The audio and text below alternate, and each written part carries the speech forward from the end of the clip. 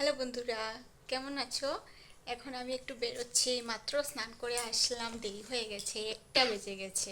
ভেবেছিলাম সকাল সকাল বেরোবো, কিন্তু সময় করতে পারিনি, তাই এখন যাচ্ছি। কাল সুনুর পাপার বার্থডে, মানে আমার হাজব্যান্ডের বার্থডে। তো ও আর সুনু মিলে, সুনুর ফ্রেন্ডসরা মিলে আমার বার্থডে সেলিব্রেট করেছে। তো আমারও তো ডিউটি ওনার বার্থডেটা করব। তো সেজন্য এখন যাচ্ছি কেকের অর্ডার দিতে। আর এদিকে শুনে এখন বসে পড়াশোনা করছে। এই যে ওকে বলেছি, ওর একটু পড়া শেখার বাকি ছিল, তো ওকে বলেছি তুমি ওইটা শিখে নাও, আজ পাপা ঘরে আছেন। তো আমি এখন একাই বেরোচ্ছি, পাপা ঘরে না থাকলে তো রেখে যেতে পারি না, তাই সব সময় নিয়ে যাই। যেমন কাল কেকটা যখন আনবো তখন ওকে নিয়ে যাব। এখন আমি একাই যাচ্ছি, তো পুরো ব্লগটা দেখতে থাকো, আমি শেয়ার করব। এখন আমি যাচ্ছি কেকের অর্ডার দিতে, ঠিক আছে? এখন আমি এসে গেলাম বন্ধুরা কেকের দোকানে কেক অর্ডার দিতে। তো ভেবেছিলাম তো কেকের অর্ডার দিয়ে বাসায় এসে যাব। এসে এখানে জানতে পারলাম যে বৃহস্পতিবারে ওনাদের কেকের গাড়ি আসে না, ওনারা এখনও কেক নিজে বানানো শুরু করেননি, আরেক জায়গা থেকে আসে। তো আমি যেদিন গিয়েছিলাম সেদিন ছিল বৃহস্পতিবার। তো বৃহস্পতিবারে ওনাদের রাত্রিবেলা কেকের গাড়ি আসেনি। তো ওনারা বললেন এই যে বানানো কেক আছে, আপনাকে যদি নিতে হয় কালকে রাত্রের আগে, তাহলে এখান থেকেই আপনাকে অর্ডার দিতে হবে, এগুলো গতকালকের বানানো। তো চিন্তা করলাম কি করব, যদি আগামীকাল নিয়ে যাই, রাত্রিবেলা কাটা হবে অনেকক্ষণ। তারপর ডিসিশনটা চেঞ্জ করে কেক ওই তখনই কিনে নিয়ে এসে গেলাম। তো তারপর সুনুর সাথে আলোচনা করে ঠিক করলাম যে রাত্রে 12টার সময় ওকে দিয়ে কেকটা কাটিয়ে নেব।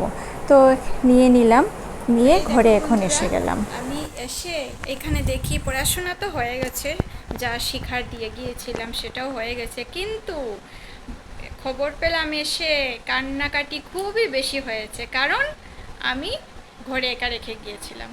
খুবই কান্নাকাটি হয়েছে। তারপর পাপা ভালোভাবে বুঝিয়ে রেখেছেন, এখন পাপার মোবাইল হাতে।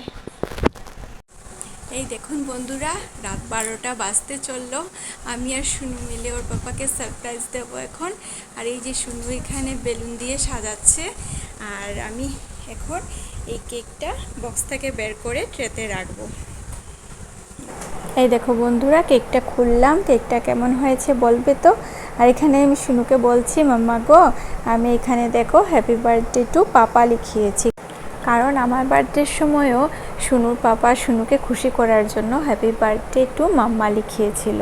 তো সেজন্য আমিও কিনে এনেছি, তো লিখিয়ে নিলাম সুনুর কথা ভেবে যে হ্যাপি বার্থডে টু পাপা, ও খুশি লাগবে যে ও পাপার বার্থডে করলো। ওর পাপা এখন ঘুমিয়ে পড়েছে, আমরা গিয়ে এখন ওকে ডাকবো, বলবো একটু আসো না, অনেক দিন হয়েছে আমরা একসাথে ফটো উঠিনি। ওই কথা বলে ওকে এখন ঘরে নিয়ে আসবো, ও অন্য ঘরে ঘুমিয়ে আছে। সুনুকে ডাকতে পাঠিয়েছিলাম, আর এইদিকে সুনু বায়না করেছে আমি তোমাকে ধরে ধরে তোমার চোখে ধরে আমি তোমার ঘরে নিয়ে যাব। এসে তো দেখে কেক রেডি, বেলুন দিয়ে ঘর সাজানো, তাই আনন্দে মেয়েকে আদর করছে।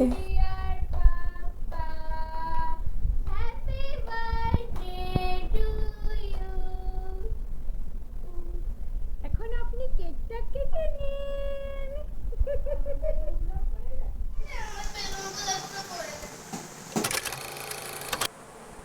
Happy birthday to you. Happy birthday to you. Happy birthday, dear Papa. Happy birthday to you. My dear husband.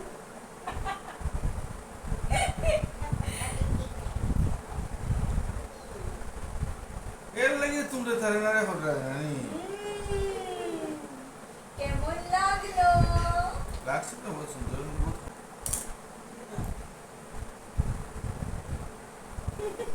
আজকের ভিডিওটি বন্ধুরা এখানেই শেষ করে দেব, কারণ অনেক রাত্রি হয়ে গেছে, এখন আর ভিডিওটাকে কন্টিনিউ করছি না। আমরা সবাই এখন ঘুমিয়ে পড়ব, কালকে সকালে উঠে একটা নিউ ব্লগ আপনাদেরকে দেখাবো।